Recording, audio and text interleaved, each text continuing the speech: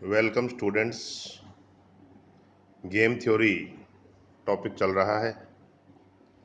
इसमें कल हमने वर्ड प्रॉब्लम्स को सॉल्व किया था जिसमें मैट्रिक्स नहीं दी हुई थी।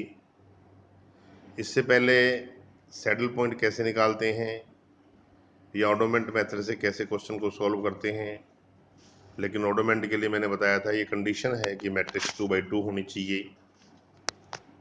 आज हम यदि मैट्रिक्स 2/3 या 3/2 की रह जाती है तो सब गेम बनाकर कैसे क्वेश्चन को सॉल्व करेंगे, इस पॉइंट को डिस्कस करेंगे। तो आप देख रहे हो स्क्रीन पे क्वेश्चन नंबर 29 मैंने लिखा हुआ है। इसमें ये 4/4 मैट्रिक्स है। रो प्लेयर के पास 4 ऑप्शन है, R1, R2, R3, R4, और कॉलम प्लेयर के पास भी 4 ऑप्शन है, C1, C2, C3, C4। Matrix दी हुई है। C1 में देखिए 6, 4, 8, 3, C2 में 8, 1, 10, 2, C3 में 3, 5, 4, 7 और C4 में 13, 3, 12/2। इस प्रकार से ये मैट्रिक्स दी हुई है। अब हमें, क्योंकि ये 4/4 मैट्रिक्स है, ट्राई करना है। सबसे पहले सैडल पॉइंट चेक कीजिए। तरीका वही है। First step, check saddle point. Row minima, first row में मिनिमम डिजिट है 3, मैंने उस पर डॉट लगा दिया।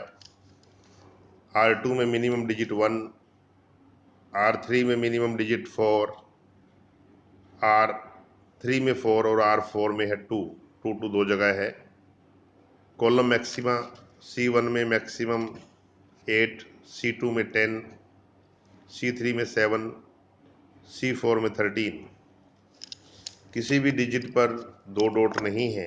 यह कहने का मतलब मैक्स मीन या मीन मैक्स सेम नहीं है।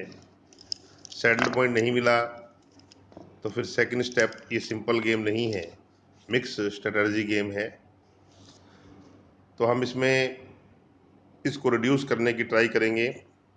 लॉ ऑफ डोमिनेंस के द्वारा 2/2 तक लाने की कोशिश करेंगे। कॉलम वो हटाते हैं जो बड़ा है या बराबर है, रो वो हटाते हैं जो छोटी है या बराबर है, किसी अन्य रो या किसी अन्य कॉलम या किन्हीं 2 रो या किन्हीं 2 कॉलम के एवरेज से कंपेयर करते हुए। तो देखिए मैंने इसी मैट्रिक्स के नीचे स्टेप्स लिखे हैं। First step, C4 reduce,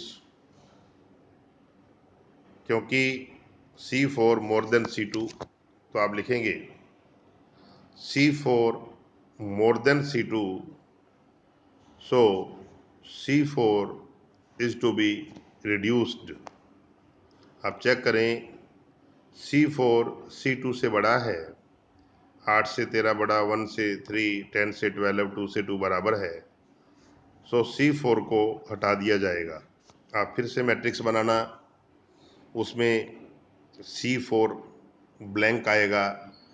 C4 हटा दिया है, कॉलम 3 रह गए हैं, रो 4 हैं। फिर ट्राई करना है। फिर मैंने सेकंड स्टेप में R1 less than R3, R1 R3 से छोटा है, 8 से 6, 10 से 8 और 4 से 3। सो R1 is to be reduced, R1 less than R3, so R1 is to be reduced। फिर नेक्स्ट, फिर से मैट्रिक्स बनाएंगे, टेबल बनाएंगे। अब आपको R1 और C1 ब्लैंक नज़र आएगा। अभी भी ये 3/3 है और ट्राई करना है इसको रिड्यूस करने की। फिर अगले स्टेप में आप चेक कीजिए, मैंने R2 को रिड्यूस किया है। R2 less then average of R3 and R4। R3 और R4 का एवरेज करें। 8, 3, 11 का एवरेज 5.5 में से 4 छोटा, 10, 2, 12 का एवरेज 6 में से 1 छोटा, 4, 7, 11 5.5 में से 5 छोटा। So R2 is to be reduced, R2 less than R3 and R4 की एवरेज से। तो R4 और R3 की एवरेज से R2 छोटा है, so R2 is to be reduced.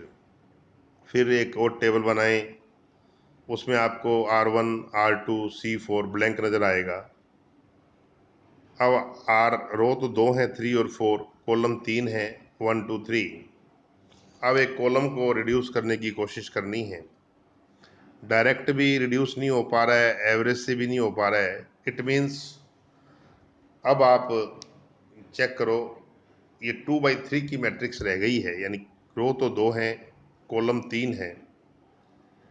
Column player के पास ज़्यादा ऑप्शन है, अतः हम 3 सब गेम बनाएंगे कॉलम प्लेयर के बेस पर। एक तो C1 C2 का फर्स्ट गेम, दूसरा C2 C3 का सेकंड गेम, और तीसरा C1 C3 का थर्ड। आप नीचे चेक कीजिए, ये 3 आपको नज़र आ रहे हैं। 3 मैंने गेम शो किए हैं, 1 2 और 3। तो R3 R4 सब में कॉमन है। पहले गेम जो है C1 C2 का है, दूसरा C2 C3 का है, और तीसरा C1 C3 का है। फिर वही तरीका होता है, इन तीनों गेम को सॉल्व करना है। वही सैडल पॉइंट या ऑडोमेंट मेथड के द्वारा। फर्स्ट गेम में सैडल पॉइंट है row minima 8, row minima 2, column maxima 8, column maxima 10। 8 पे 2 पॉइंट हैं। इट मीन्स ये सिंपल गेम है फर्स्ट वाला, वैल्यू ऑफ गेम आ गया 8।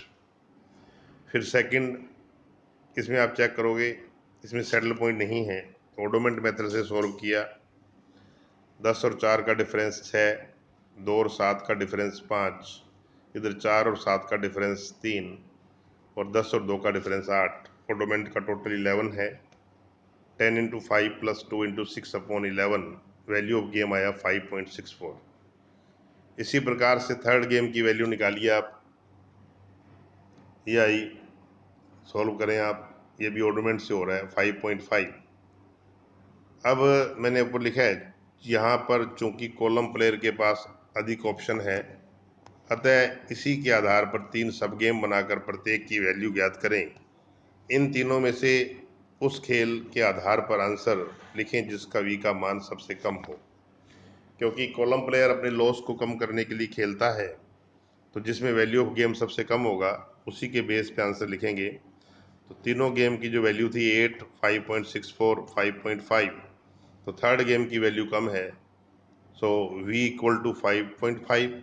और आंसर लिखें, रो के आंसर 3 4, 4/8, 4/8, 1 2 नहीं है, तो 0 0, 1/2, 1/2 ये रो के आंसर हो गए। कॉलम के 3/8, फिर 0, फिर 5/8 और फिर 0।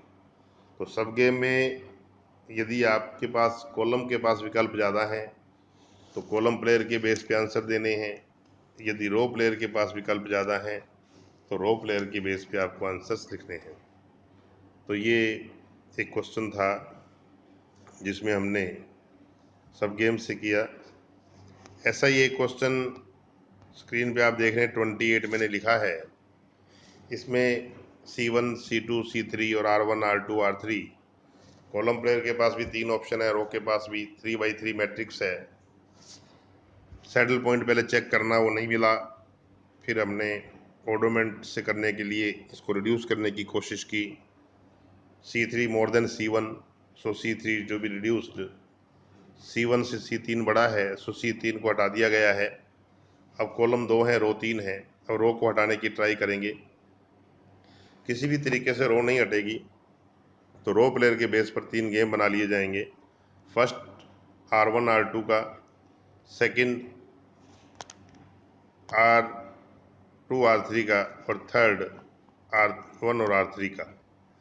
3 गेम। अब रो के पास ज़्यादा ऑप्शन है, रो के बेस पर 3 गेम बनाए, एज सेम जैसे हमने 29 में किया। तीनों की वैल्यू ऑफ गेम निकालो। तो फर्स्ट की आ रही है वही सैडल पॉइंट या ऑडोमेंट से, 3 आ रही है, सेकंड की 4 है, थर्ड की भी 4 है। क्योंकि यहाँ पर 3/2 की मैट्रिक्स थी, तो हमने 2/2 के 3 सब गेम बनाकर क्वेश्चन को सॉल्व किया। यहाँ पर रो प्लेयर को अधिक ऑप्शंस यानी 3 ऑप्शन उपलब्ध हैं, अतः इसी के आधार पर 3 सब गेम बनाकर हम वैल्यू ऑफ गेम निकालेंगे।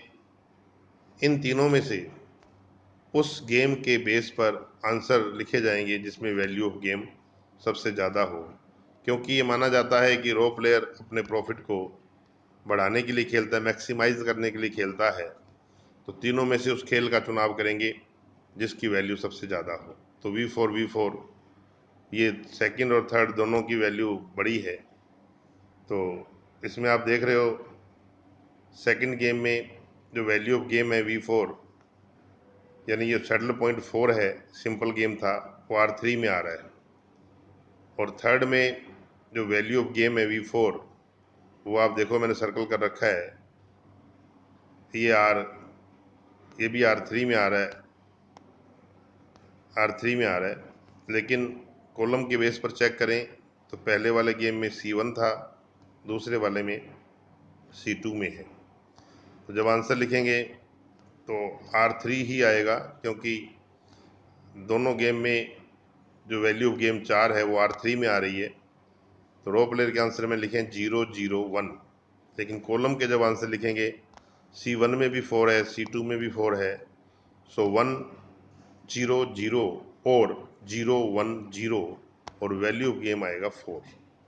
तो ये सब गेम के दो क्वेश्चंस थे। यानी सब गेम में जब 2/3 या 3/2 मैट्रिक्स रह जाती है तो हमें 2/2 के 3 गेम बनाने हैं।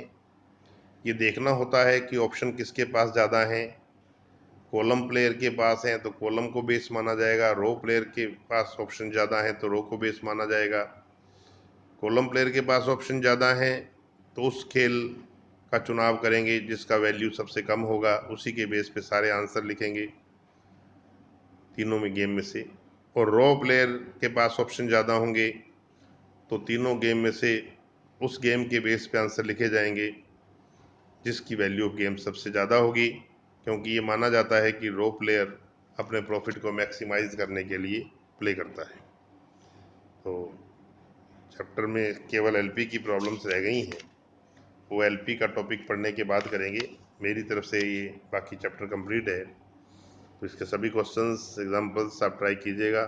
Thank you very much.